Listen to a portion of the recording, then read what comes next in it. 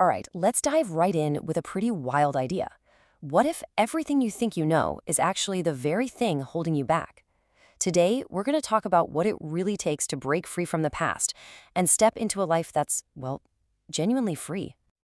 So let's start with a question that I think probably hits home for a lot of us. You know that feeling? You say you want to move on, you're hungry for something new, but you just find yourself stuck. So what is it? Why do we cling so tightly to what's familiar, even when we know deep down it's not serving us? Okay, so the source material we're diving into today, it really doesn't pull any punches. It drops this bombshell of an idea on us that everything you know, your whole past, is, well, it's dead. And clinging to it, that's like clinging to a corpse. Wow. I mean, that really sets the stakes for what we're about to get into, right? All right, Section 1, The Corpse of the Known. The subtitle here is Why the Familiar Feels Like a Graveyard. And yeah, that's the whole idea, that our comfort zone, the place we think is safe, is actually a trap keeping us from really living. So look at this breakdown. It's such a stark contrast, isn't it? On one side, you've got the known, our past. It's painted as this graveyard of dead memories, just emptiness. But then on the other side, you have the unknown, the future.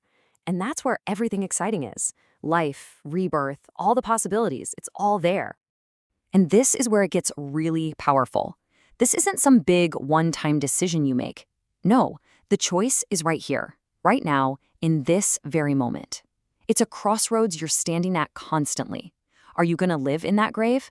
Or are you going to choose to be alive, right now? It's like a constant act of rebirth, moment to moment.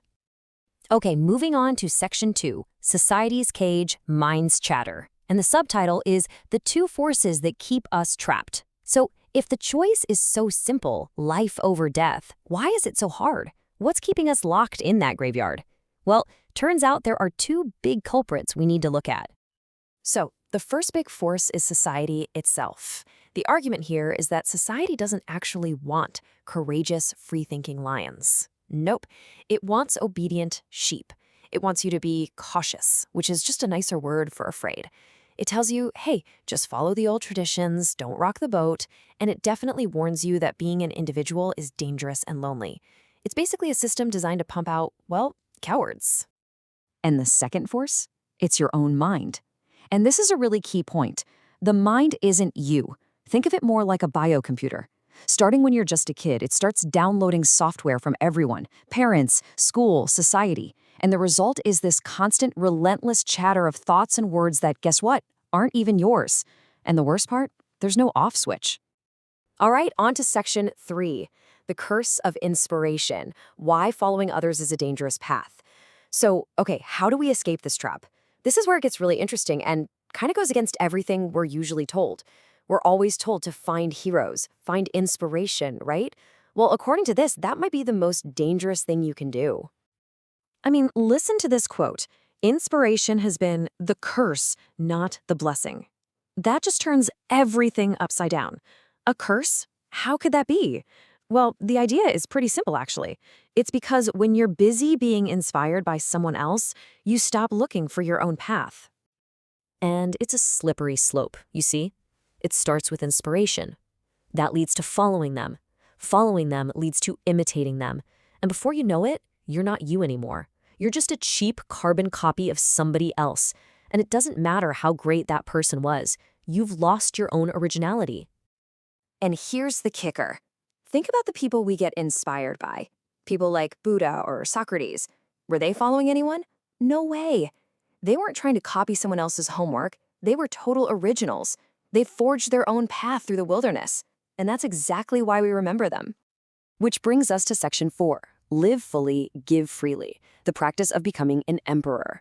So if we're not supposed to follow anyone, what are we supposed to do?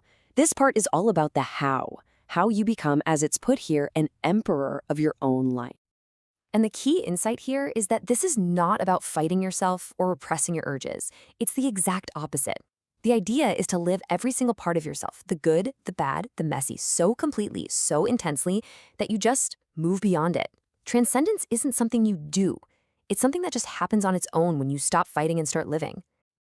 And here's a beautiful metaphor to explain this. Think about love. Most of us are taught to be beggars. We go around asking for love, waiting for someone else to fill our cup. But the emperor doesn't ask. The emperor gives.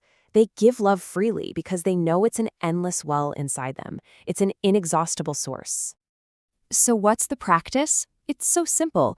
Just stop waiting. Stop asking. And just start giving. Anything.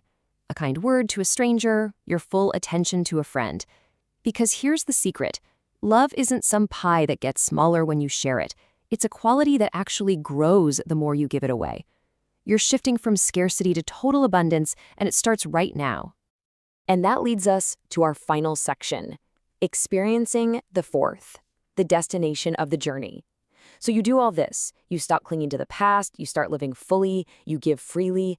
Where does it all lead? What's the destination at the end of this path? Let's find out.